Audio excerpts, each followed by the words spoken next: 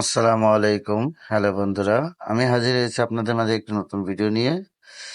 গতকাল আমরা 5 বন্ধু মিলে ঘুরতে গেছিলাম আমাদের বাসা থেকে প্রায় 10 কিলোমিটার দূরে আহ, কিছু খাওয়ার জন্য।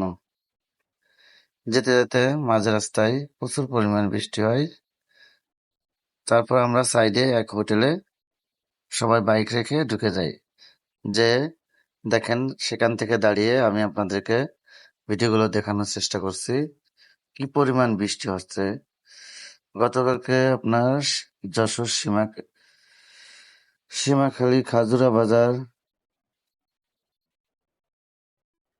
আরপাড়া, কটুয়াকান্দি, মির্জাপুর, এটা বাগারপাড়া থানার আন্ডারে প্রচুর পরিমাণ বৃষ্টি হচ্ছে।